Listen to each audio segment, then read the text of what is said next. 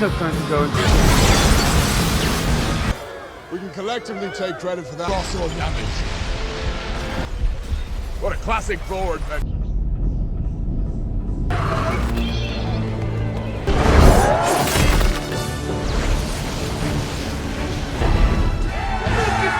I've seen these things, whatever the hell they are. Welcome back.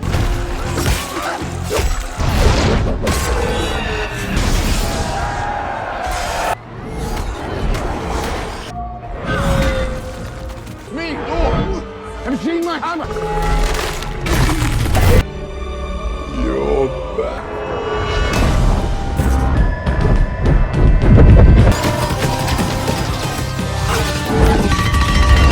That's my look. Hey!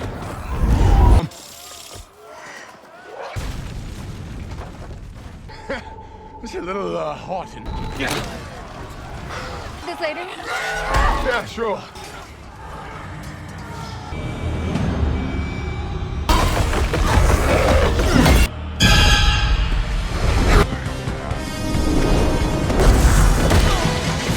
About the stories.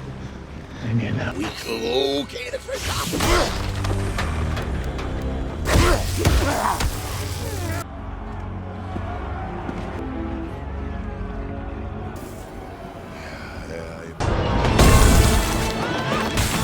Coming, guys!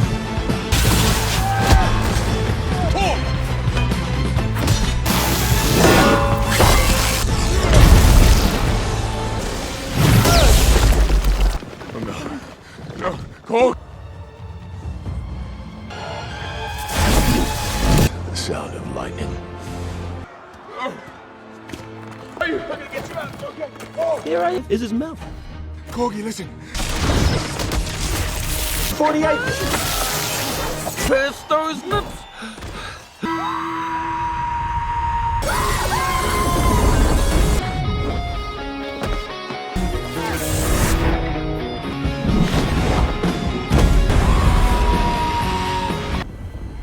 You okay? Why? But we have to take him alive.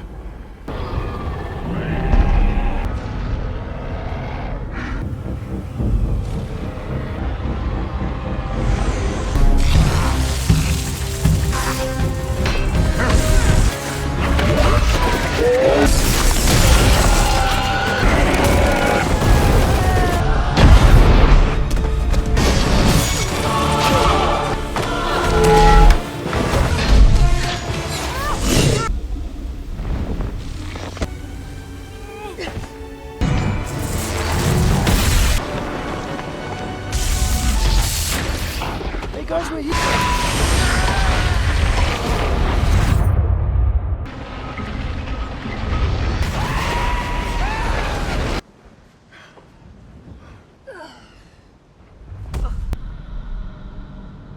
Whosoever hosts for limited time. General Axel. For Asgard.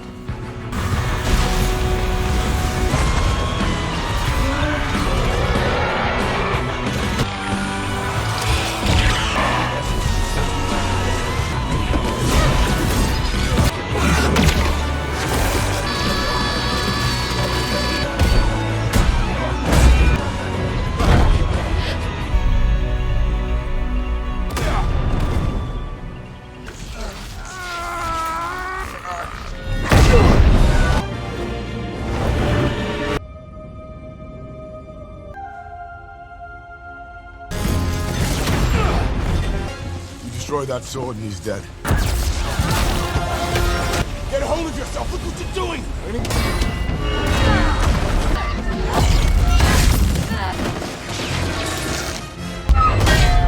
And secondly, Bane. Faster! I hammer! I knew you could do it.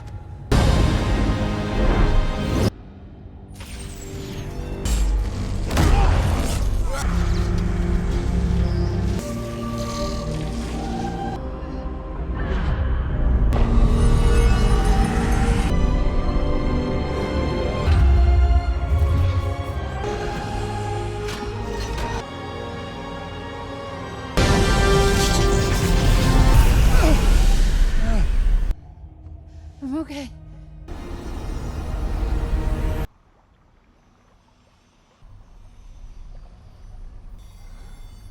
Go, stop! Father, would I be? Feel your pain, but this isn't the way.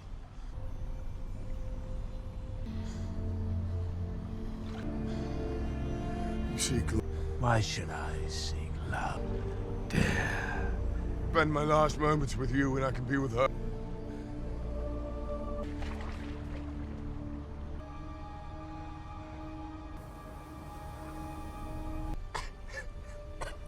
I have no one.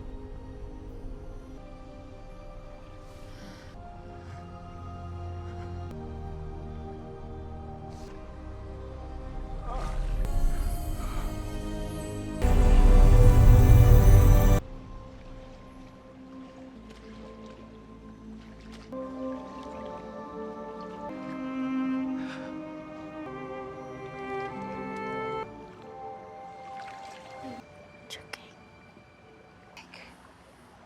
I've got magical. Not too bad for a god. Born yet? Thanks.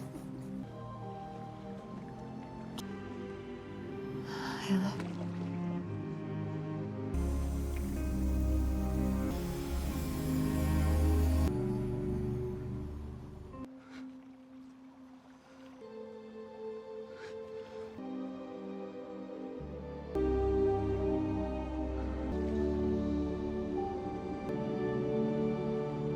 Let me tell you the legend of the spacer Jane Foster. To be worthy. Fishing village turned tourist destination. Okay, you sure? I'm okay. The king made them all go to self-defense club.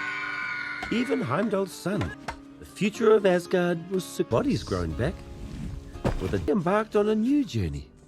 Turned him from sad god into death. Breakfast.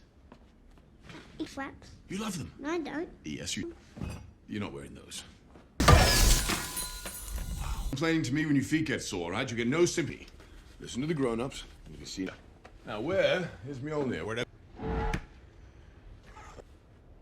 Yeah, suppose. Okay, after that. Got it. Protect the nice. They will always be there for us.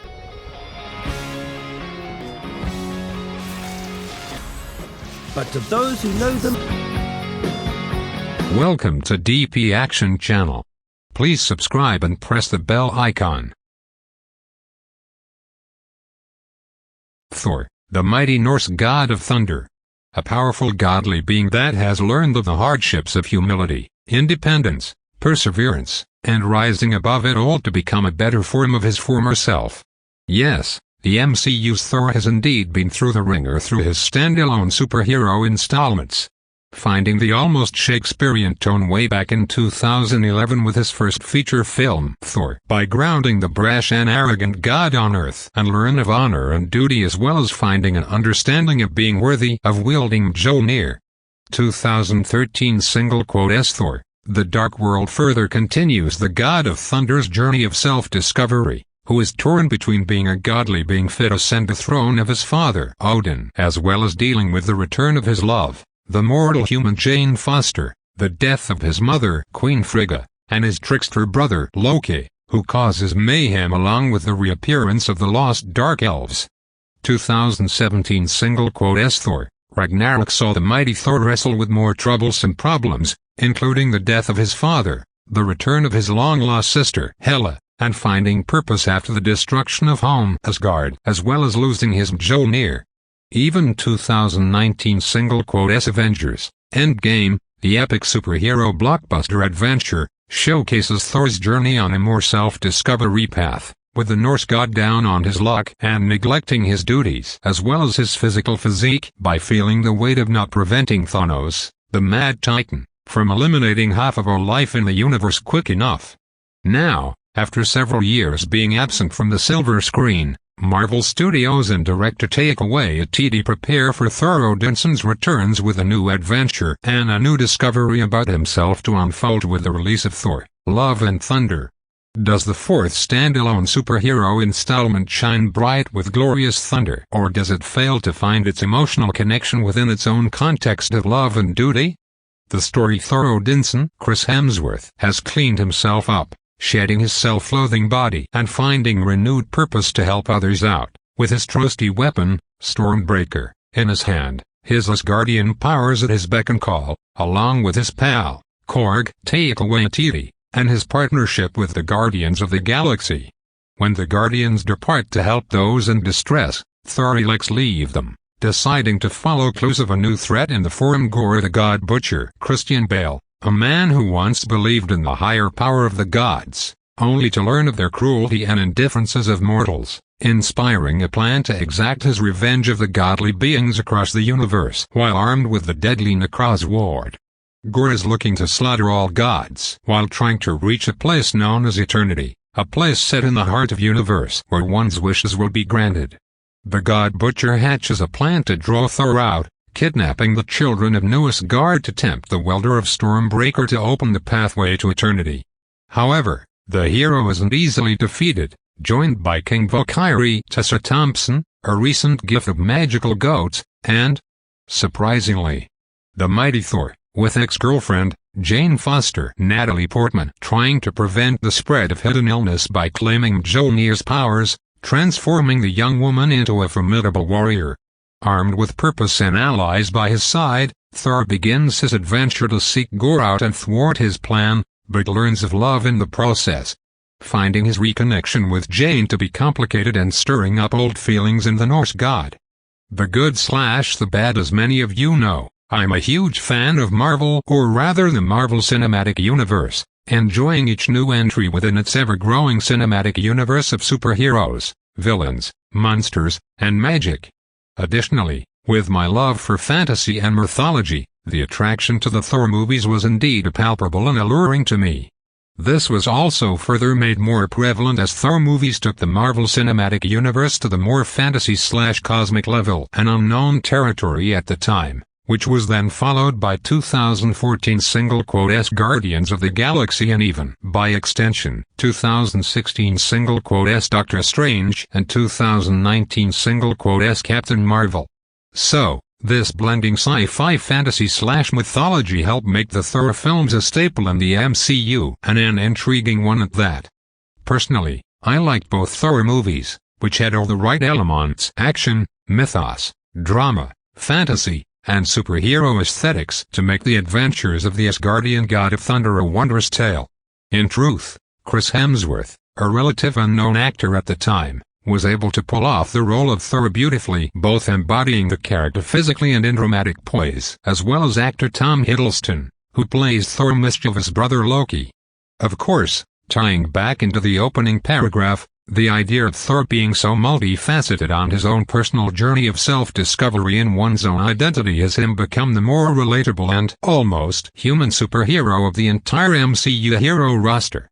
Themes of doubt, worthiness, love, honor, belief, self-worth, and perseverance have been instrumental in Thor's character evolution, which makes the godly being far more interesting than other superheroes of this shared cinematic universe.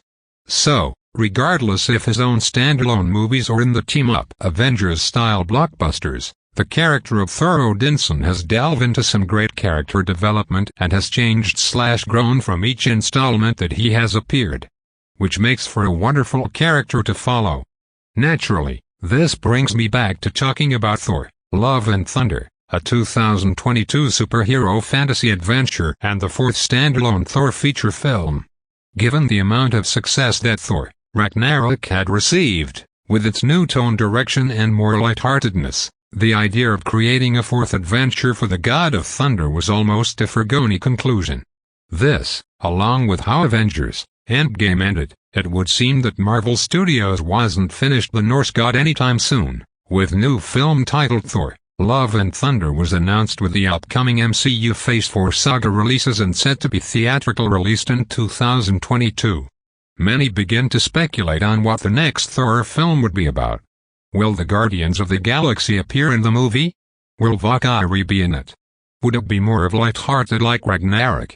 Some of these questions were answered, with Ragnarok director Taika Waititi returning to helm the new movie, who promised to keep the new project to be similar to what the 2017 film was. This, of course, meant that Marvel Studios is keeping Thor, the character himself, and the story that unfolds throughout his new adventures was going to be new direction for a more comedy-driven and visual entertainment, which counterbalances the more gravitas and dramatic endeavors of the first two Thor entries. Nevertheless, I was very interested to see what Love and Thunder was going to produce for Thor Odinson to encounter, especially with several new tidbits being introduced, including actress Natalie Portman returning to reprise her MCU character of Jane Foster, as well as actor Christian Bale being set to play the film's villain Gore the God Butcher. Even the film's movie trailers promised a very exciting and colorful adventure, boasting the same type of comical energy that Ragnarok had, and bring a new adventure in Thor's journey in the MCU. Naturally, I was quite excited to see this movie, especially since it was going to be a new Thor flick, the only MCU superhero character to receive a fourth standalone feature endeavor. So, I did see Thor, Love and Thunder during its opening day on July 8, 2022, and gave myself a few days after to fully digest what I saw and what my review was going to be about. And what did I think of it?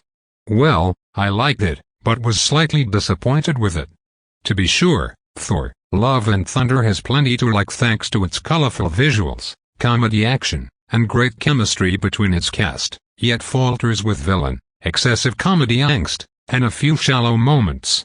The movie isn't as bad as some are making it out to be, for it does have plenty of MCU entertainment, but it's not quite as impactful or thoroughly palpable as the feature's anticipation and hype were making it out to be. It's just an okay movie, neither really bad nor really good.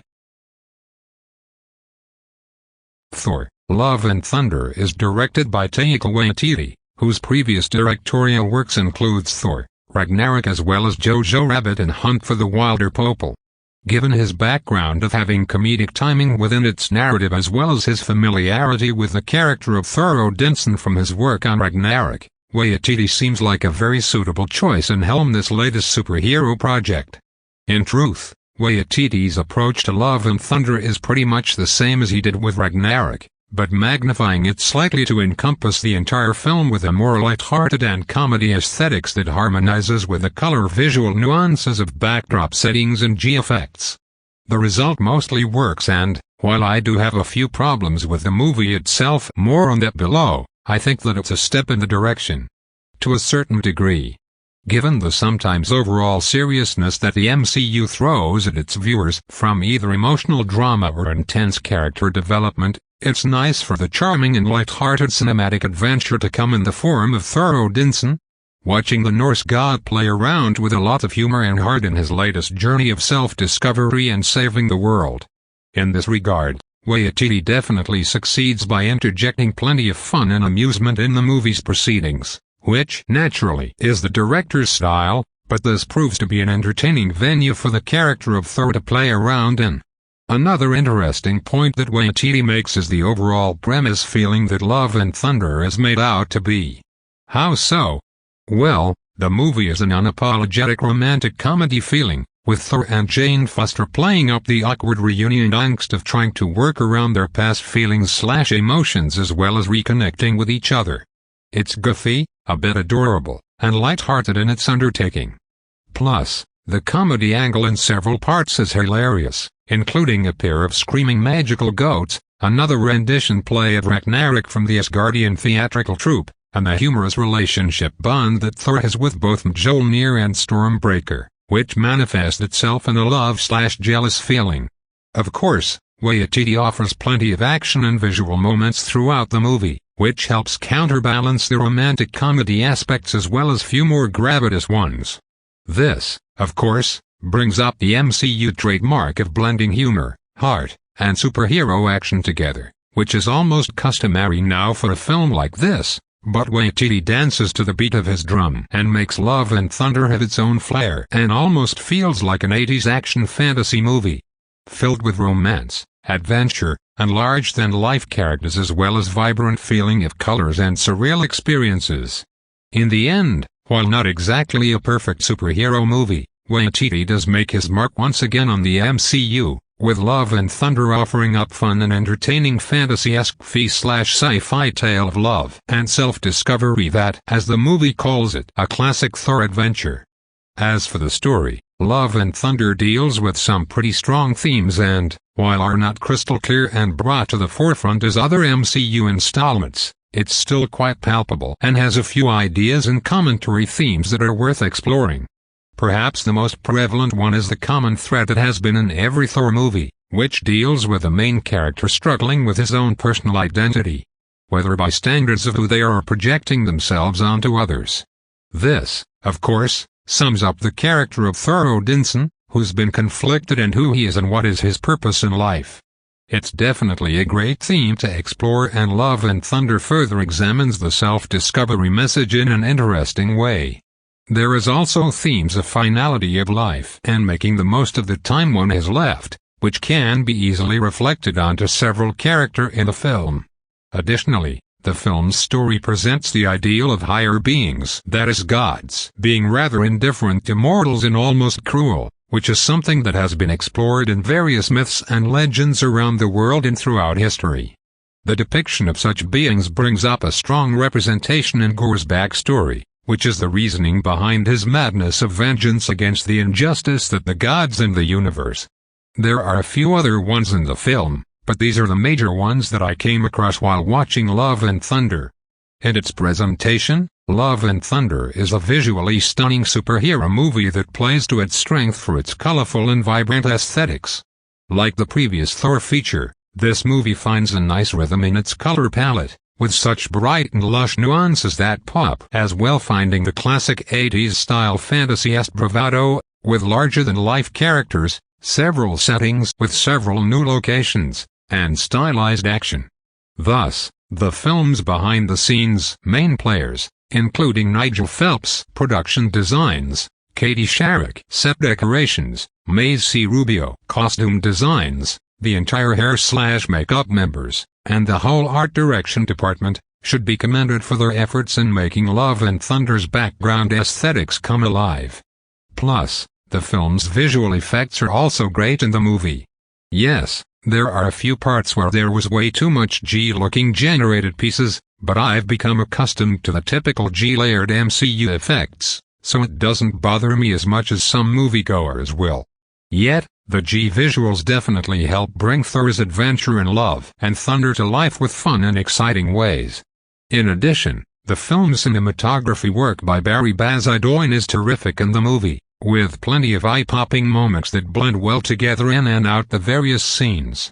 This particular moment's at plenty of cinematic dramatics, which is especially noticeable when Thor and company travels to the Shadow Realm, which mutes the colors and having contrasts to the stark black and white coloring.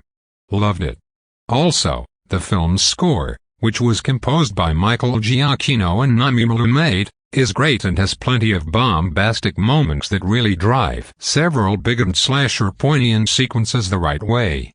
Perhaps the only downside to the score is that neither Giacchino or Malumade reuse or repurpose several of the Thor themes from the previous installments, which Ragnarok's score was able to do. All in all, the musical composition in the movie was solid. Lastly, the film's soundtrack boasts plenty of zero-SF fun musical numbers throughout the entire film, with Love and Thunder having more of a late 80s rock Guns N' Roses feeling throughout its soundtrack. It's a bit more than Ragnarok utilized, with Waititi taking more cues from Guardians of the Galaxy, but it's still fun to hear throughout the sequel. Unfortunately, there are a few problems that hold Love and Thunder back from what has come before, mostly in comparison to Ragnarok, and create several points of criticisms along the way. How so? Well, for starters, this particular Thor adventure tries a little bit too hard to try to be like Ragnarok. What do I mean? The movie itself has Waititi's stamp all over it, and, while that can be a good thing, especially after how well received Ragnarok was, it sort of becomes its own problem throughout the entire endeavor. To be more specific, Waititi tries a bit too hard to make Love and Thunder overtake the silliness and comedy angle of Ragnarok. This results in the movie sort of pushing envelope for comedic levity in almost every scenes, which sort of diminishes some of the big/more dramatic moments that are presented in the feature. It's because of this that the movie struggles, with Waititi laying on the silliness and romantic comedy premise a bit too much, which causes Love and Thunder to be a little bit lopsided. In addition to this, Love and Thunder's has an inconsistency in its tone, with the feature become unbalanced with several darker moments, mostly with the character of Gore, and then switching back to the comedy angle. The marriage worked in the two Guardians of the Galaxy and even a little bit in Ragnarok to a certain degree, but this particular film can't strike a balance between dramatic gravitas and comical levity. Speaking of comedy, while I do like Waititi's style of comedy in many of his projects, including the one found in this movie, Love and Thunder seems a little bit excessive at times and can't take itself seriously. This is especially noticeable during the film's middle portion when Team Thor travel to Omnipotent City, which offers more go-offness than plot points. Again, I do understand why Waititi is trying to do this, especially after the praise he did with the previous Thor feature, but it becomes too much at times and, again, struggles to find perfect medium when action, comedy, and drama.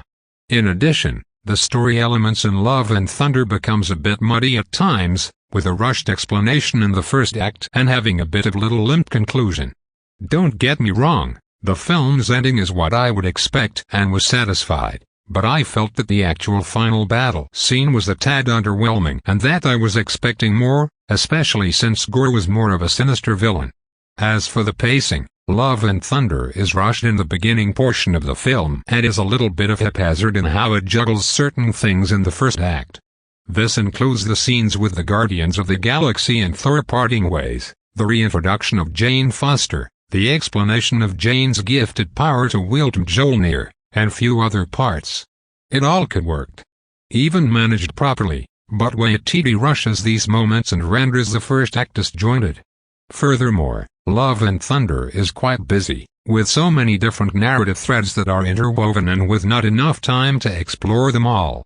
Given the feature's lean runtime, in conjunction with this movie along with the rest of the MCU's Phase 4 saga endeavors, this particular superhero cinematic shared universe needs to have a better goal to drive all these movies and TV series to a focused point. What do I mean? Well, the first three Phase MCU sagas had their own individual origins and narratives to follow, yet all were still connected to the larger overarching story plot of Thanos and the Infinity Stones. A culmination that was reached in both Avengers, Infinity War and Avengers Endgame in a satisfying strident send-off. So, while each installment, be it superhero team-up or standalone feature, had a larger eye on the prize and feeling connected to the universe that these films are set in, the Phase 4 saga entries have been mismatched and very little connected to one another.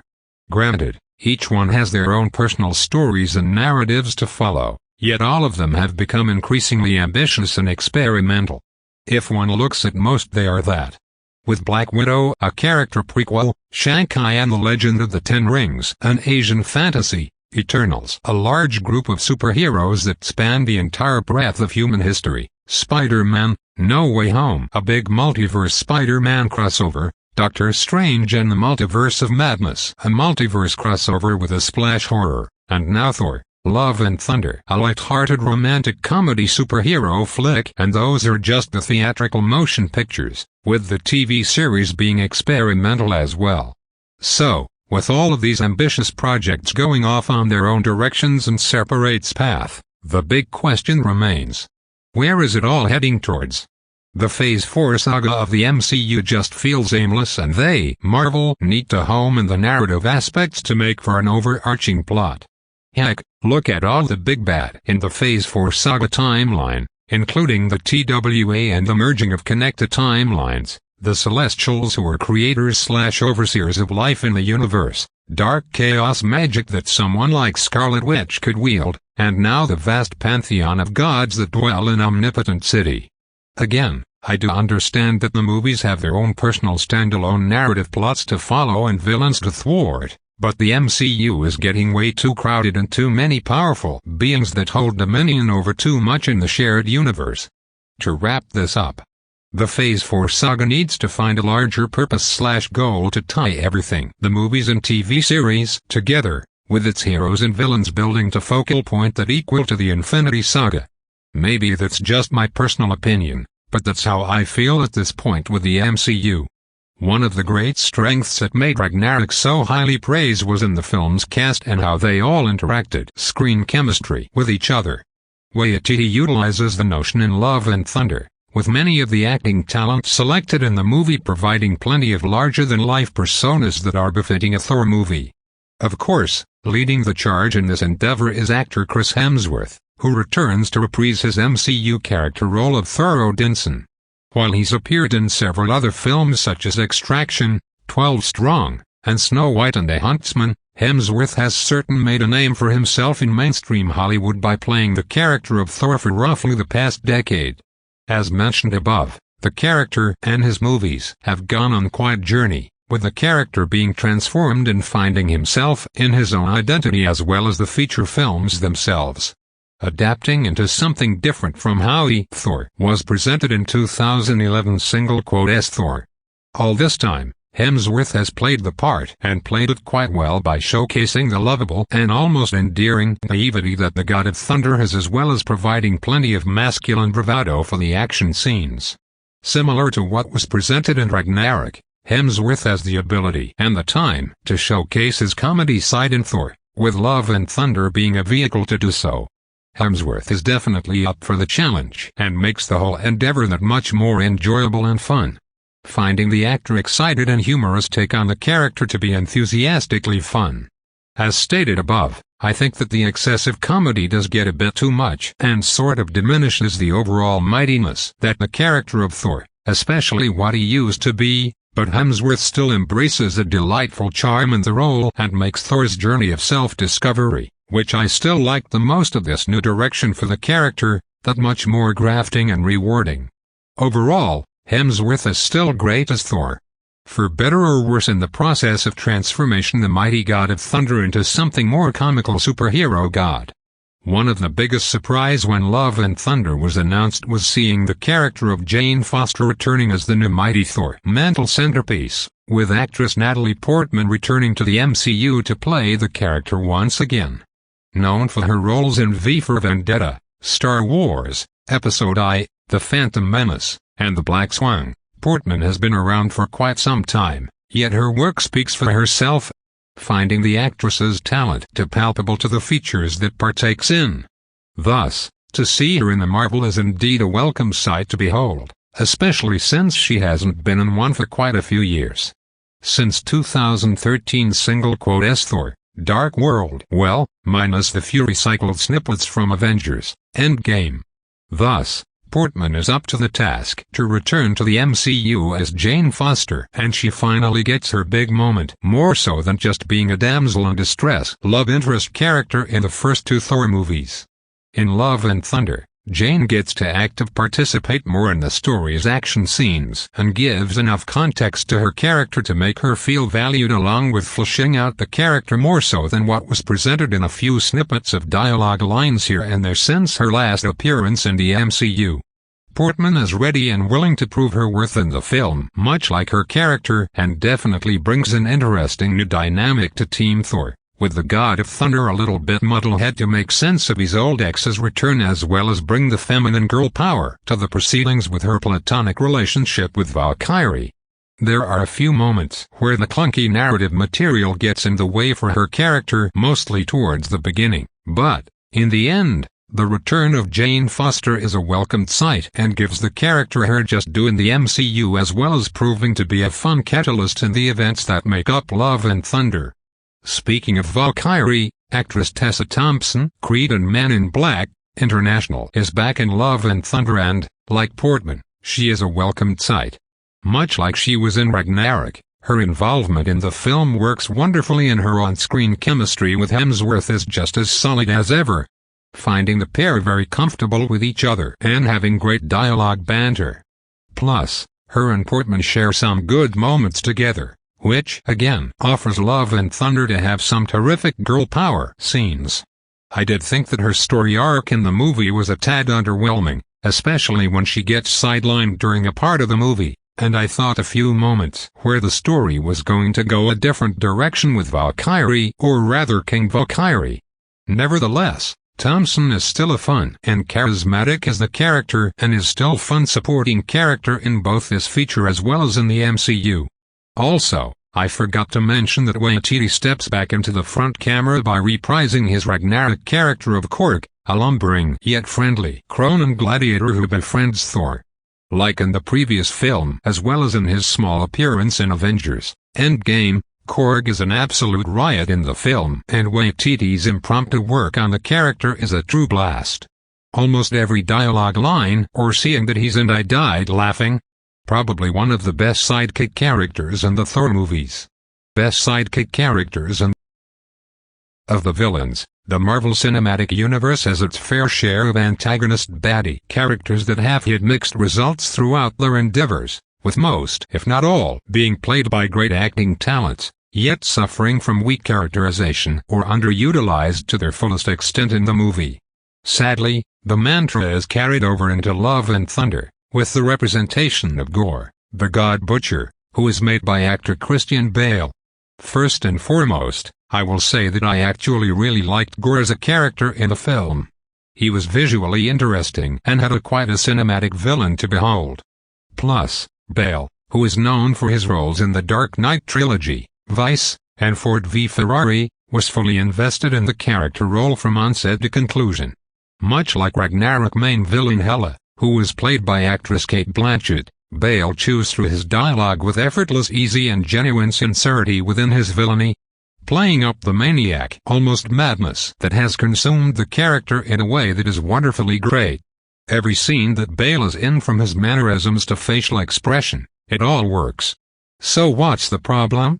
Well, the problem is that the character of Gore doesn't always get put front and center for large chunks of Love and Thunder's runtime, which, again, is quite lean to begin with, and struggles to find a somewhat niche within several moments of the feature's narrative context. Plus, as I stated above, Gore's darker tone doesn't exactly jive with the more light-hearted feeling that the movie wants to project, creating that inconsistent feeling.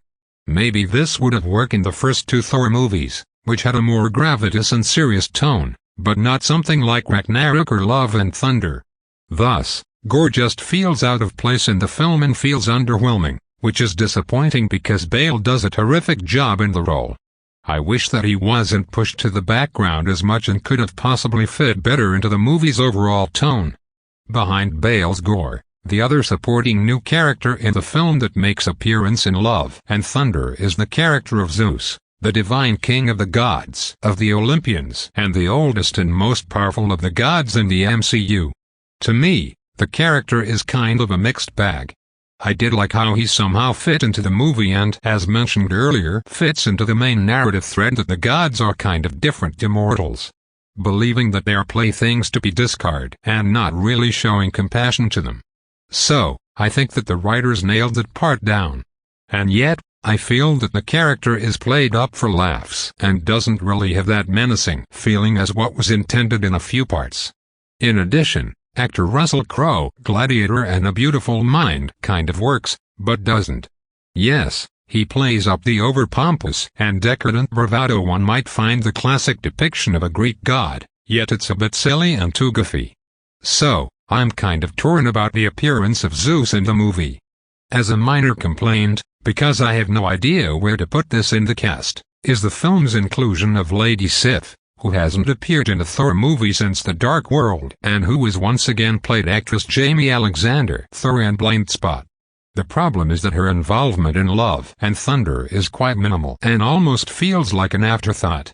Then again, Waititi did depose the other Thor side characters, aka the Warrior 3, rather quickly in Ragnarok, so seeing Alexander Sif being reduced to a throwaway role in the film is no big shock. Yet, I was disappointed slightly.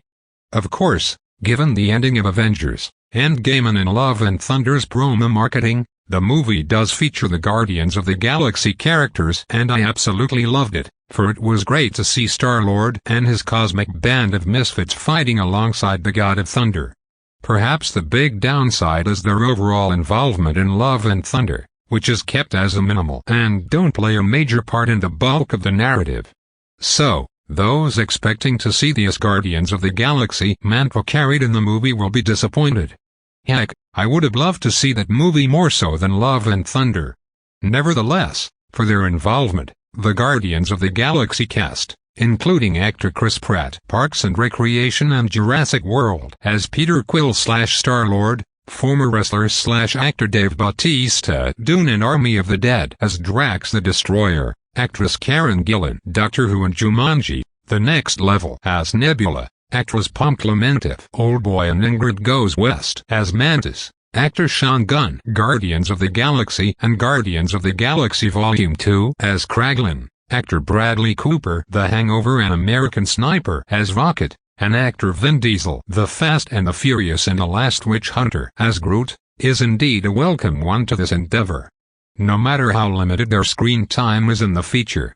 The rest of the cast, including actor Kieran L. Dyer, Jingle Jangle, A Christmas Journey and the Brilliant World of Tom Gates as Heimdall's son Axel, actress Eliza Matang, West of Sunshine and Zombie Tidal Wave as Axel's mother Grace, actor Simon Russell Beale, The Outfit and Operation Finale, The God Dionysus, actor Johnny Bra, What We Do in the Shadows and Mega Time Squad as Rapu, actor Daley Pearson, Bluey and Team Daryl as Daryl the Tour Guide, and actress Kate Dennings, Two Broke Girls and WandaVision as Darcy Lewis, fill out the roles of the small minor characters throughout the movie.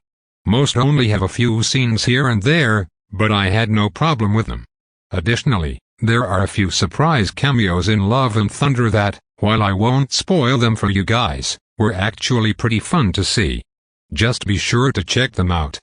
Lastly, as customary for a superhero blockbuster MCU endeavor, Love and Thunder does feature 2 Easter egg scenes during the end credits sequence, with one appearing during the mid-credit part and the other at the very end. Of course, I won't say these scenes are, as that would spoil the fun, but one, as usual, sets up the events for the possible next installment, while the other is a nice coda send-off for the feature as a whole. Just be sure to stick around to see them both. Final thoughts, kids, get some popcorn out.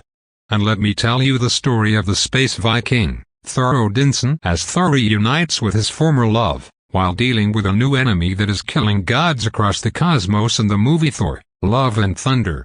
Director Taika Waititi's latest film expands upon what he did with the Marvel superhero character in Ragnarok and further continues a classic Thor adventure that's filled with magic, comedy, music, and clashing bravados for a more whimsical, light-hearted and visual journey.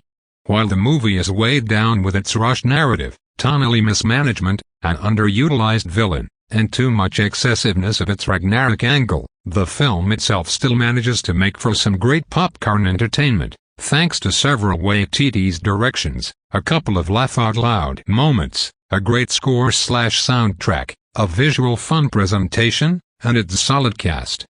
Personally, I thought this movie was okay. As I said, there is a sense of fun, entertainment throughout the feature but something is lacking in the film that can't quite be defined. It's a little too rushed, too shallow, too tonally inconsistent, and too crowded. It's still a MCU installment for sure. There is no doubt about that, but leans too much into its experimental ambitions that bites off more than it can chew. Nevertheless, it was just an okay endeavor, but it's a bit of a step backwards from Ragnarok. Thus, my recommendation for the movie is recommended, as I'm sure a lot of moviegoers will rejoice in seeing Thor, at least the new direction for the character, return on the big screen, while I would say that an iffy choice is also suitable, with some fans/moviegoers will be put off by the feature's embracing its new direction. It goes without saying that the fan base for this movie will be divided and have differences of opinions. Of course, the film's ending leaves the door open for sequels and further narrative continuation of Thor Odinson, and it will be interesting to see where the character goes. Will Marvel continue to make the God of Thunder a more light-hearted character, or will he be reverted back to a more stoic/standoffish godly being with occasional humor, or even maybe somewhere in between? It's hard to say.